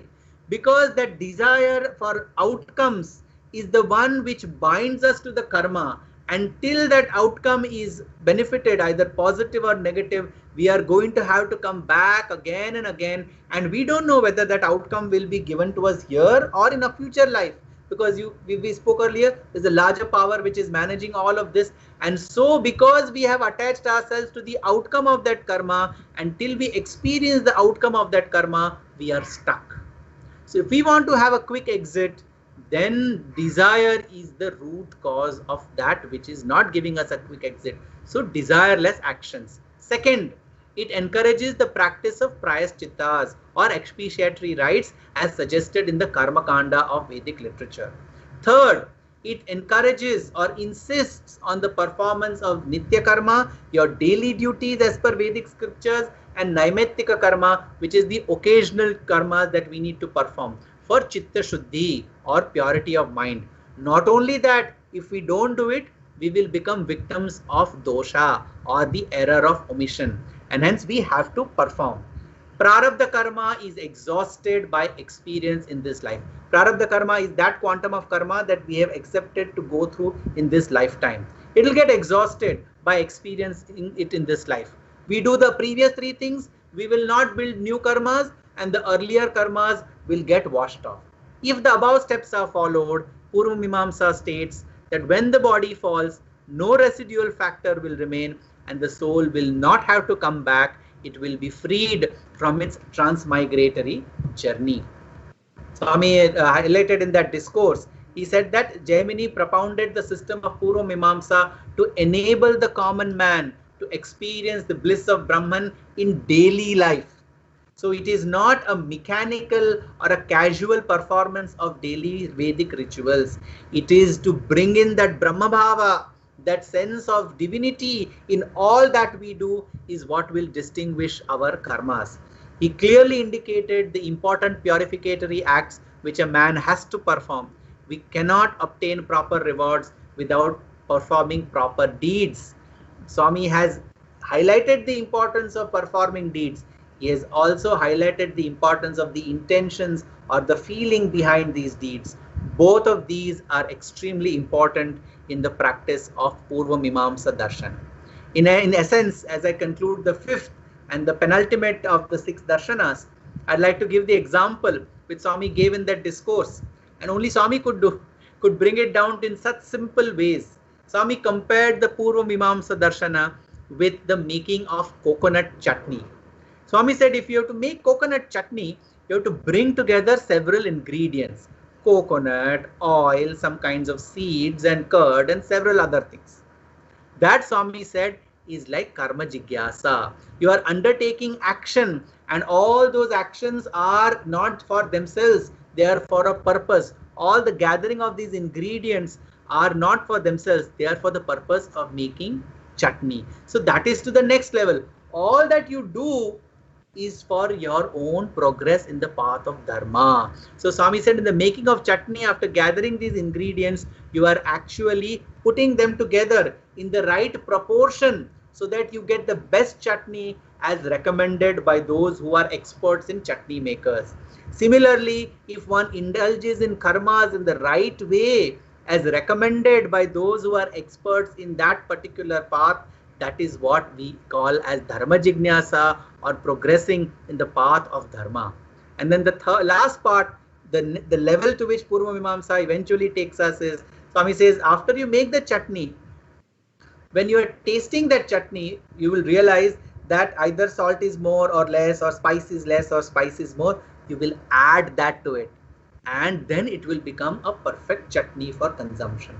Similarly, when you are practicing all these karmas and undertaking dharma, you realize that certain things need to be better, certain things need to be reduced. All the changes that one makes within oneself and frees oneself of all these external dualistic bondages and becomes eligible for the supreme one, supreme state. That is eventually what is Brahma Jignasa. So Swami compared the progress in our spiritual journey from karma to dharma to Brahma as given by the great sage Jaimini almost 2500 plus years ago through the making of chutney. That's how our master has simplified these supreme truths for us. Now I go to the last part, which is Vedanta Darshana. Vedanta is also called as Uttara Mimamsa. Purva Mimamsa means prior inquiry. Uttara Mimamsa means later inquiry, and in some cases even higher inquiry. Later inquiry because a lot of the Vedantic literature is the last among the set of the six systems of philosophy that we have discussed. It is mostly in the AD period. And hence, in a way, it is latter inquiry, but it is also higher inquiry, because it covers some phenomenally complex concepts of the nature of divinity. And Vedanta basically means the purpose or goal of end goal of Vedas, which is basically the Jnana Kanda, which is also called the Upanishads. By 8th century AD, the word Vedanta also described the philosophical traditions which were concerned with self-realization by understanding the ultimate nature of Brahman. So predominantly the Uttar Mimamsa or Vedanta Darshan is explaining to us the nature of Brahman, and having realized the nature of Brahman, or having technically understood the nature of Brahman, we will be able to progress in that journey. And I'll tell you how 3 different predominant schools have come up. In fact, there are not, I'll come to that. There is so much to share. I don't want to jump the gun. Vedanta explicates the esoteric teachings of the Aranyakas, or the forest scriptures in the Vedic literature, and the Upanishads to convey a coherent understanding of Brahman. And it is primarily based on the principal Upanishads. Which are the principal Upanishads? The 10 principal Upanishads, on which Sri Adi Shankaracharya wrote the commentary, his Bhashyams.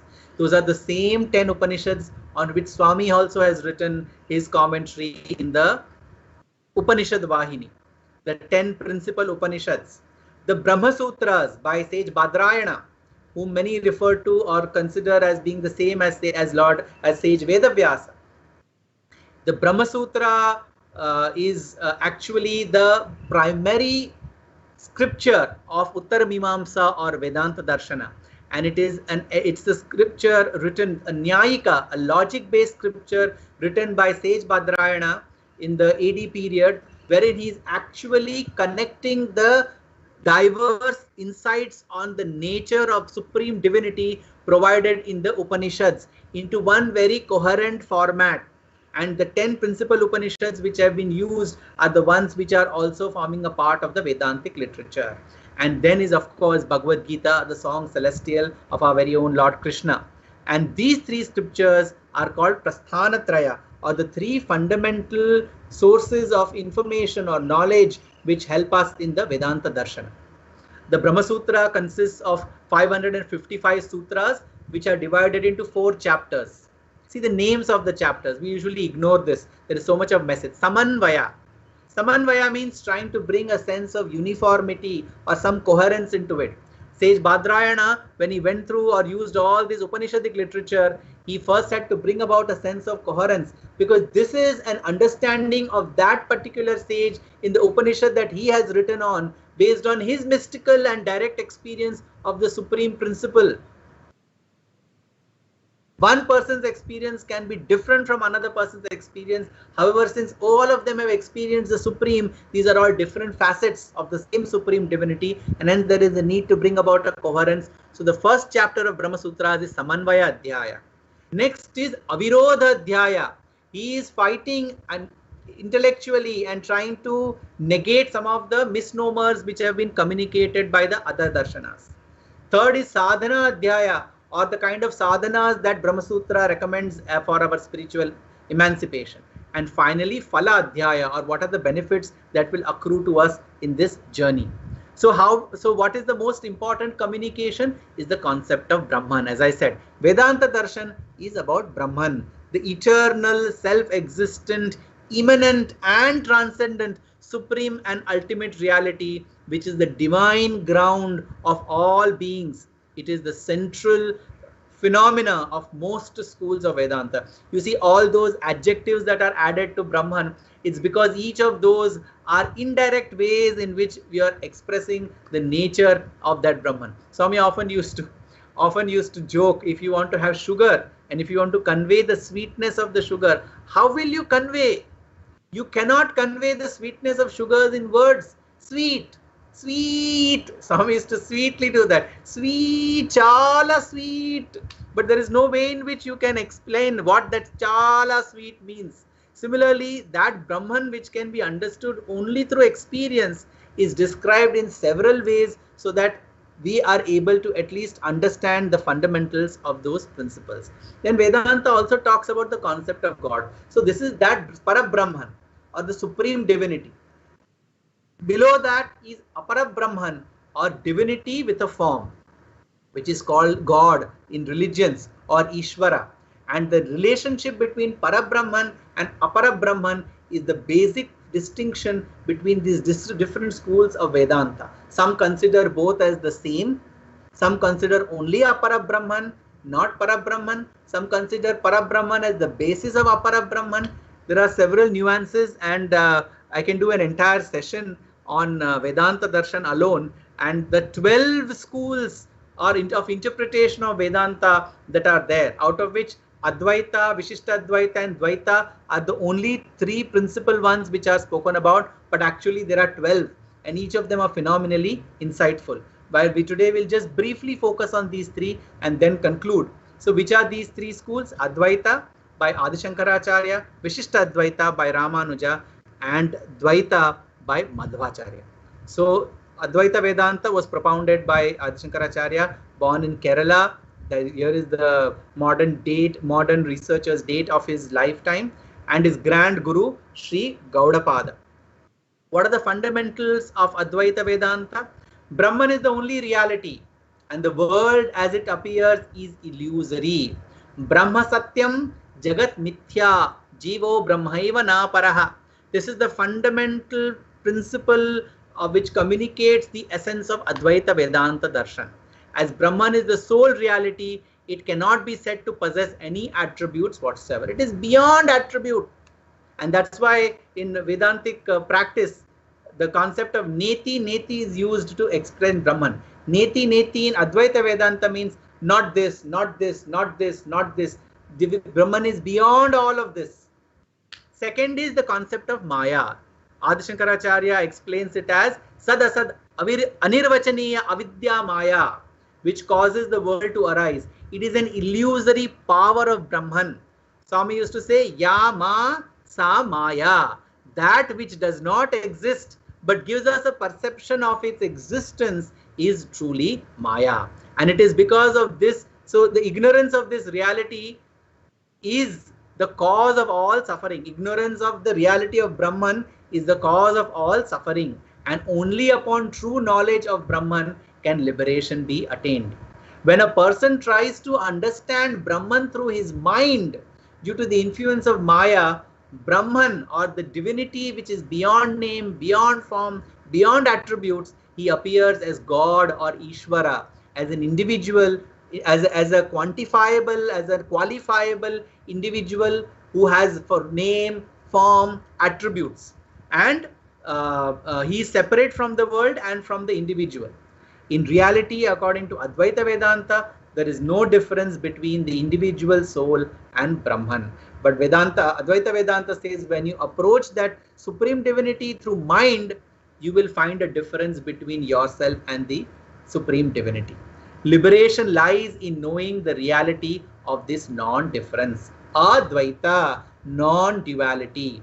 Thus the path to liberation is finally attainable only through knowledge. Jnanad eva tu kaivalyam. In Viveka Chudam, kaivalyam or ultimate can be attained only through jnana. What are the 3 paths of approaches or steps we discussed in Nyaya Darshana? Same applicable here. Shravanam, Mananam, Nididhyasanam. First gain knowledge about the supreme principles. Then reflect on them in your mind and try to contemplate and internalize them. Nididhyasana. They eventually become your very living experience and reality. That is the 3-step process in this journey.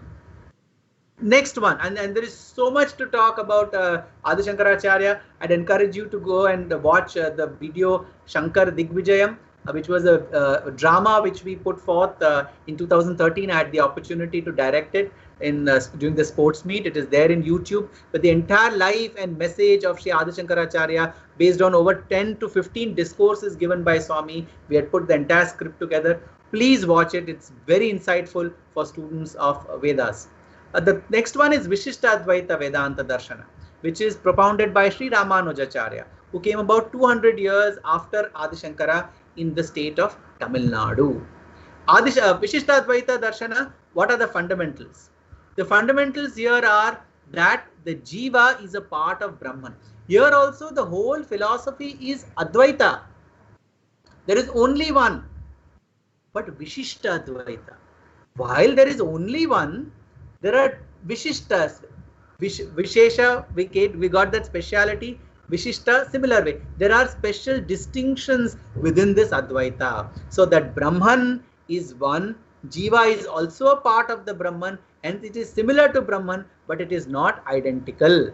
The main difference between Advaita and Vishishta Advaita is that Vishishta Advaita looks at Brahman as Saguna Brahman, or divinity with attributes. Advaita looks at the supreme divinity as one without attributes. In Vishishta Advaita, Brahman, Prakriti and Jiva are distinct but mutually inseparable entities. And hence in Vishishta Advaita, the same neti, which in that case is used not as not this, not this. Here it means not only this, not only this. This is also divinity, that is also divinity, that is also divinity, I am also divinity. All that you see is a part of that divinity. That's why Vishishta Advaita. And Maya here is not seen as illusion, but it is seen as Kriya Shakti, or the creative power of God. And here example we see in the Bhagavatam, how Yoga Maya was sent by Mahavishnu before the Krishna avatar. It's the creative, the Kriya Shakti power of God. And what is the way to ultimate liberation? Advaita Vedanta says, Jnana Devatu Kaivalyam. Vishishta Advaita says, Bhakti and Prapatti. Bhakti means devotion, Prapatti is unconditional surrender. When these two exist to God Vishnu, who is the presiding deity of Vishishta Advaita, then only through his grace one attains supreme liberation. The third and the last of the Vedanta Darshan I am covering today is Dvaita Vedanta, propounded by Sri Madhvacharya, born 200 years after Ramanuja in the state of Karnataka. What are the fundamentals of Dvaita Vedanta? Quite elaborate, but important to know. Dvaita Vedanta, God is identified completely with Brahman. Means there is no Parabrahman and Aparabrahman, God without attributes and God with attributes. There is only one, and that is God with attributes, which is Vishnu, or his varied incarnations. Krishna, Narasimha, Srinivasa, our Vamana, all Trivikrama, whichever form of Mahavishnu, all of that is synonymous with divinity. His power is the efficient cause of the universe, and Prakriti is the material cause of the universe. How do we distinguish the two? It's like a potter. A potter is making a pot. The potter is like divinity. Material which is used is Prakriti, the mud, and the pot that is made is Jiva. The Jiva is dependent on Prakriti. The pot is dependent on the mud. There are some interdependence exists between Jiva and the Prakriti, or between the mud and the pot. Effectively, the pot is mud, but the potter is independent. He is the efficient cause, that is God. Dvaita Vedanta, this in fact was a conversation which Swami elaborately explained in Prashantlim Portico. It's there on the Sathya Sai students blog, and Swami is explaining about Nimitta Karana and Upadana Karana very nicely. Swami had covered all these Vedic concepts. However, we are so enamored by his beautiful personality and the brilliance of his presence that we usually were basking in that, and some of these things we have to revisit in order to understand the depth of it. Dvaita Vedanta is called Sat Vaishnava. Vishishta Advaita is called Sri Vaishnava. Both are branches of Vaishnavism where Vishnu is the presiding deity. Here in Dvaita Vedanta, Brahman, Jiva, Prakriti, all three are eternal and mutually separate entities. In Advaita, we said they are all one. They are only different manifestations. Advaita talks, some schools talk about, in Advaita Vedanta talk about Pratibimbavada, or a reflection. And some talk about Avichedavada, or a kind of an apparent separation. But effectively, they are all one. Whereas here, Dvaita Vedanta says all three are eternal and mutually separate entities. How do you attain God? Bhakti. Bhakti is the only way to attain God according to Dvaita Vedanta. The relationship between devotee and God is like that between a servant and master. In Vishishta Advaita, the relationship between God and the Jiva is like son and father. Father and son have similar qualities, but they are different. Here, servant and master, no similar qualities. Servant is servant, master is master. Devotee is devotee, God is God. Dvaita, both are dual, different. The example is of Hanumana. Liberation is the state of attaining maximum joy, which is awarded to the individual souls at the end of their sadhana, based on their inherent disposition towards good and evil. Here it even gives a credit for performing all the good actions to God himself, who is the energizing power within every individual's soul. So now, culminating all these three, Swami had compared on several occasions one of the finest ways in which Vedanta and Western religions have been brought together. The three stages of Jesus' evolution: I am the messenger of God, I am the son of God, and I and my Father are one, are actually the three psychological states of the individual while practicing Dvaita, Vishishta Dvaita, and Advaita. I am the messenger of God is Dvaita, servant God, servant master. I am the son of God is Vishishta Advaita. I and my Father are one is like Advaita. The three stages reflect also the message of Islam. First, the Prophet said, the light is in me. I am bigger, light is smaller, so light is in me. Second, I am in the light. You realize that light is much bigger. You are an infinitesimal part. Finally, you realize there is no light and there is no you. There is only one. I am the light.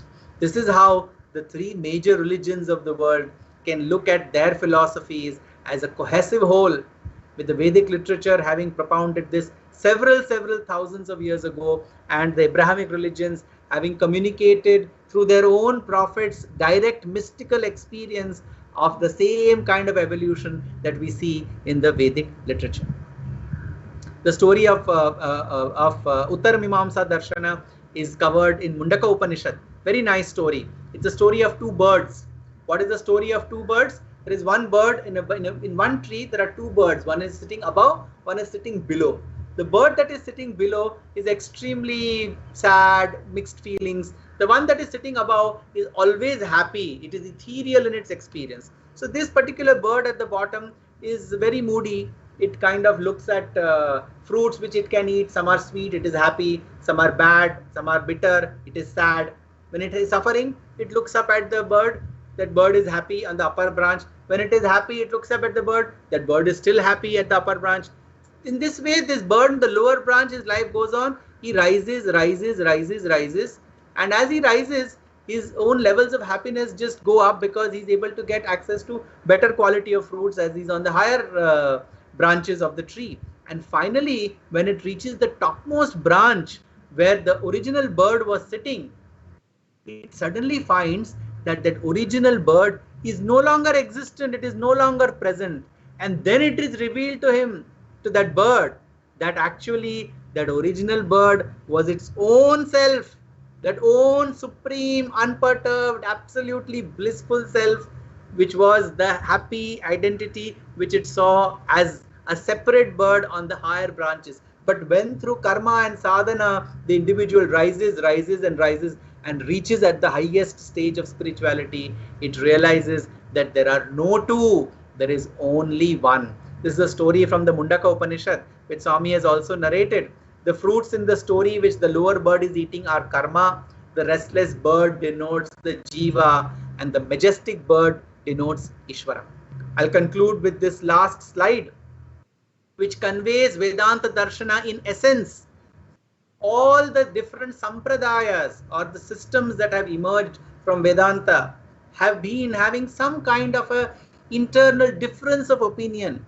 One outcome of that has been some phenomenal philosophical literature that has come from India over the last 1,000+ years, or more, or rather 2,500 years, which is a treasure chest of finest literature. In fact, in one of the summer course discourses, Swami had said that the Advaita, Vishishta Advaita and Dvaita philosophy's literature is far more insightful, inspiring and in-depth than the literature given by Kant and Spencer, the finest philosophers of the West. So one thing that has emerged from this difference of opinion has been a good, extraordinary amount of philosophical literature coming out. But actually it has also led to some rigidities.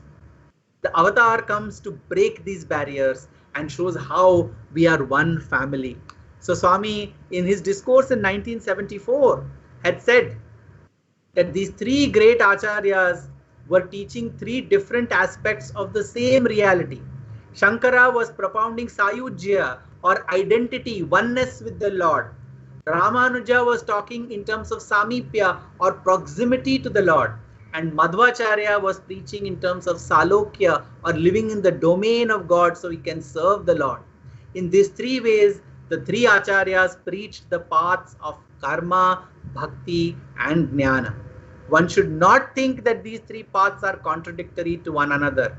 If we can sanctify the work that we do, the time that we spend, and sanctify the use to which we put our body, then it will be possible to realize the truth.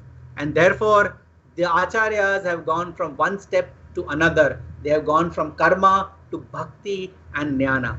That is the reason why all these aspects must be treated as complementary and not contradictory. My whole objective, with this I conclude the presentation, and as I give my concluding observations, I'd like to say that the whole objective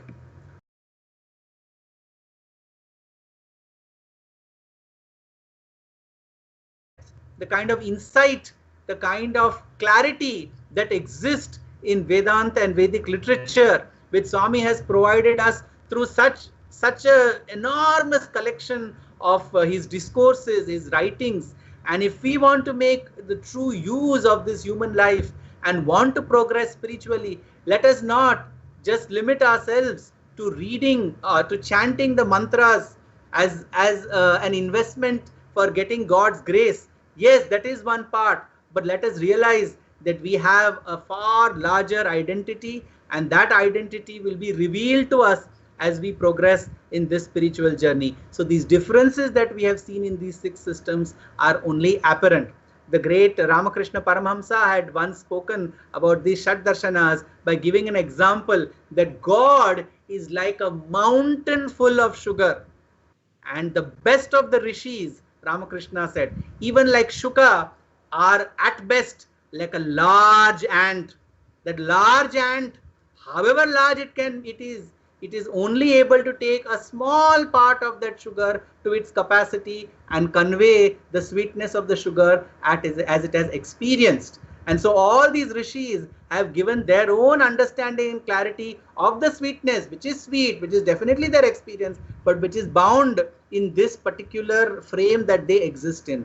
However, God is all that and more, that sweet sugar mountain, which is verily our nature, which is what our sweet Lord has held our hand and taken us to achieve. With this, I'd like to express my heartfelt gratitude to Swami for giving us this brilliant opportunity of Manushyatvam, Mumukshatvam and Mahapurusha Sanshaya, to the organizers for giving me an opportunity and the patience to listen to this elaborate exposition, and also to all the listeners for their time. And I hope this will prod you to progress in making Swadhyaya an integral part of your life. So while we do Seva as a part of our organization, and while we do Sadhana as a part of our organization, it is only when we have Swadhyaya will the tripod of spirituality and sustained progress be complete. I wish you very well and pray to Bhagawan for his grace and blessings on all of us. Jai Sai Ram.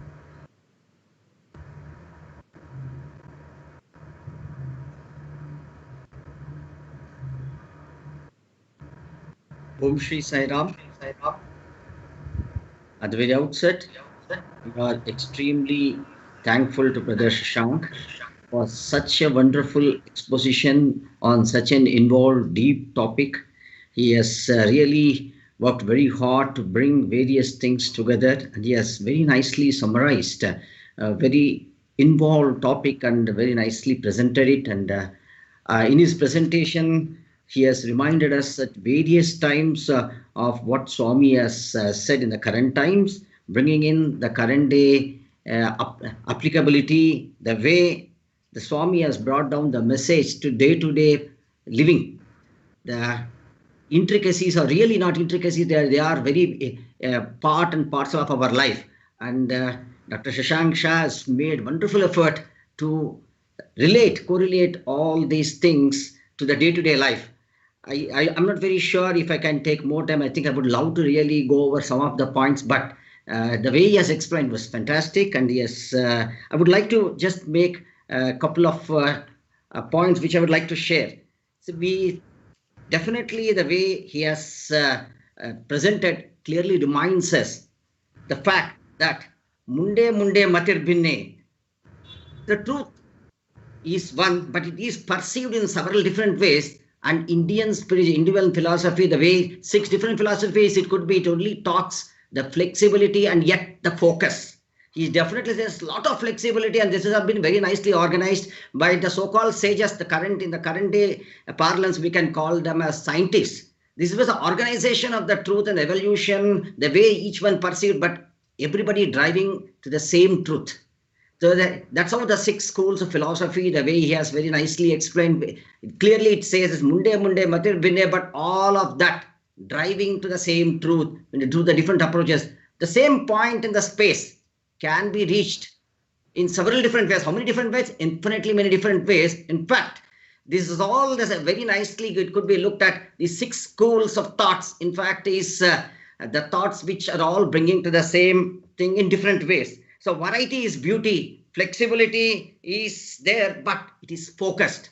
So I do not want to go over various points that he has mentioned. I would like to only say this in the summary. It was a wonderful exposition. And time and again, he has related how Swami has brought down the wonderful examples for the want of time. So once again, I pray to Bhagawan for giving us this opportunity to hear to Brother Shashank Shah, and we, on behalf of Sathya, Samyukta, Shruti, Shreni, and all the participants, I once again thank Dr. Shashank Shah and pray Bhagawan for blessing him bountifully to share his knowledge and be the part of this organization forever. Sai Ram. Sai.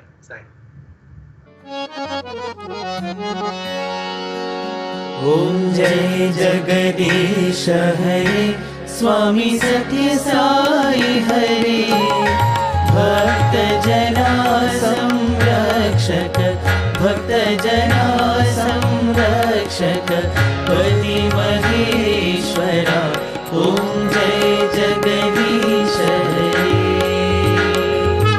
Shashi Vadana Shrikara Sarva Pranapati Swami Sarva Pranapati Ashrita Kalpalatika Ashrita Kalpalatika Avadandhava Om Jai Jagadish Hare Mata Pita Guru Daivamu Mariyantayu Nive Swami Mariyantayu Nive Nada Brahma Jagannatha Nada Brahma Jagannatha Nagera Shayana Om Jai Jagadish Hare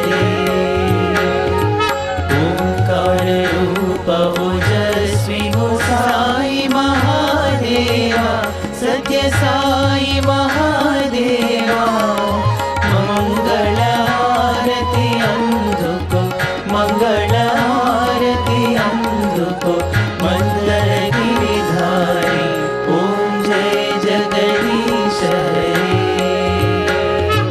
Narayana Narayana Om Satya Narayana Narayana Narayana Om Narayana Narayana Om Satya Narayana Narayana Om Satya Narayana Narayana Om Jai Sadguru Deva Narayana Narayana Om Satya Narayana Narayana Narayana Om Narayana Narayana Om Satya Narayana Narayana Om Satya Narayana Narayana Om Jai Sadguru Deva Narayana Narayana Om Satya Narayana Narayana Narayana Om Narayana Narayana Om Satya Narayana Narayana Om Satya Narayana Narayana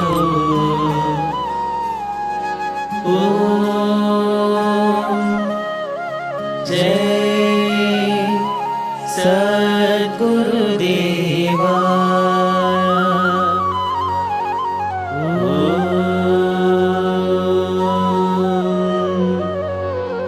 शांति शांति शांति समस्त लोकाः सुखिनो भवन्तु